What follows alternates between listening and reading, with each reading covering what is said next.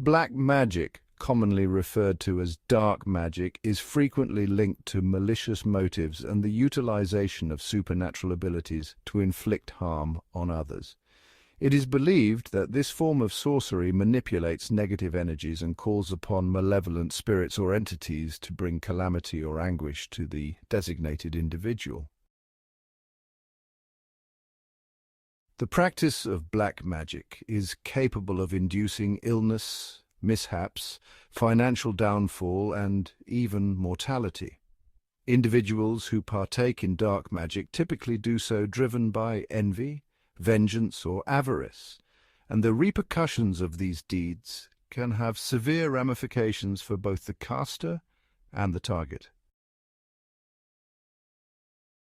In numerous societies, the practice of sorcery is intricately connected to the belief in Jinn, supernatural entities that are believed to inhabit a parallel realm alongside our own. Jinn are believed to be created from fire without smoke and possess the ability to change form, inhabit humans, and manipulate occurrences in the physical world.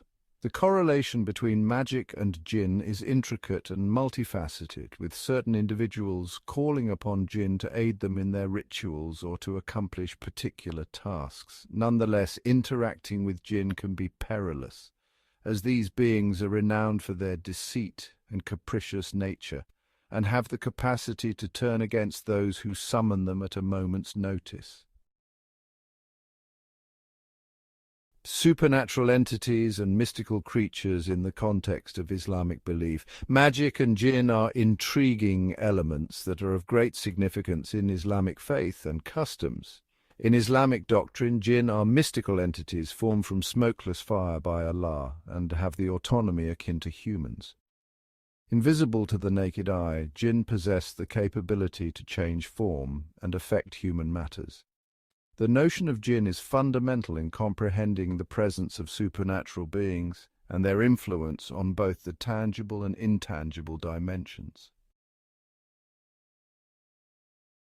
Magic is viewed as a forbidden act in Islam, where individuals illicitly attempt to attain otherworldly help by calling upon Jinn or other hostile entities.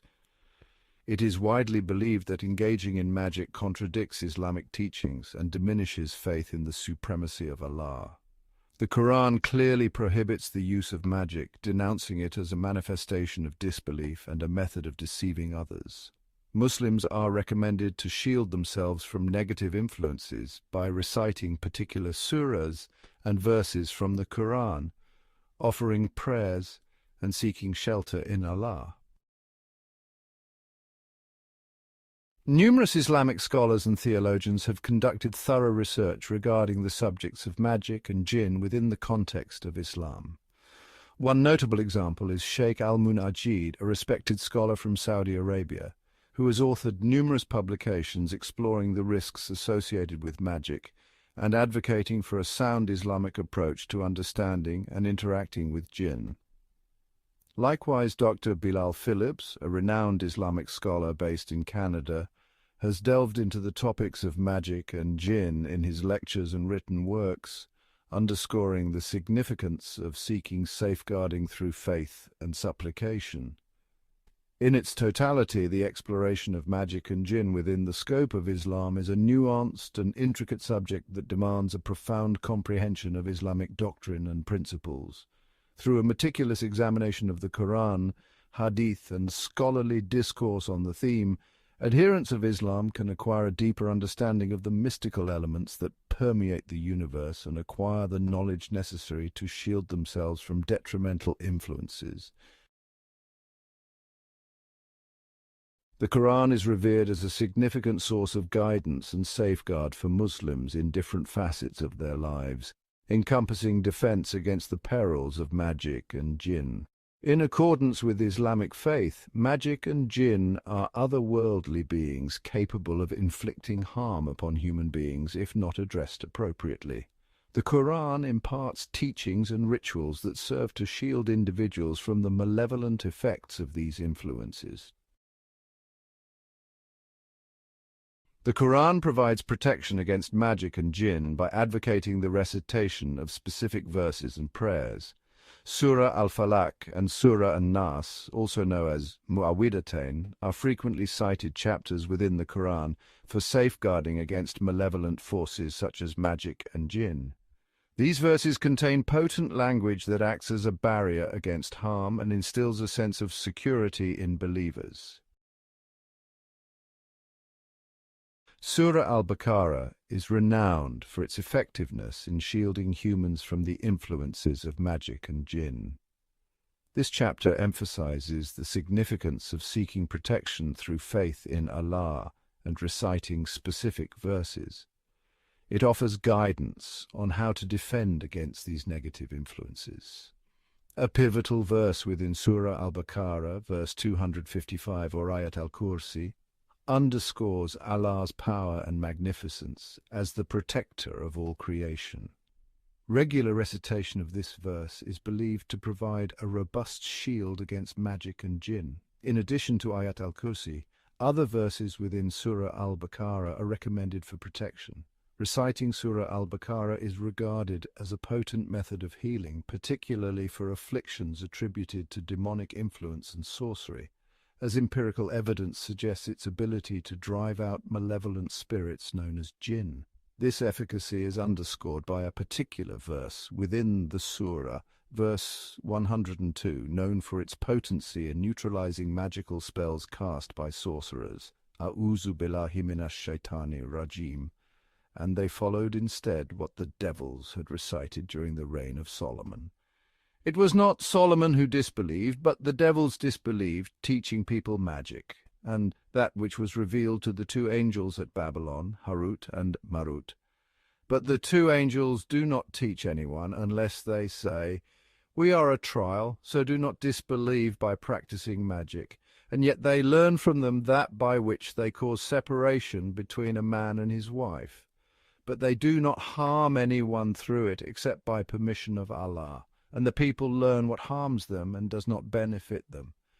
But the children of Israel certainly knew that whoever purchased the magic would not have in the hereafter any share, and wretched is that for which they sold themselves if they only knew. Surah Al-Baqarah Ayat 102. According to authenticated reports from the Prophet Muhammad, peace be upon him, it is said that Satan retreats from a dwelling where Surah Al-Baqarah is recited. This narration can be found in Sahih Muslim. Moreover, Surah Al-Baqarah promotes the establishment of regular prayers and seeking guidance from Allah during times of need.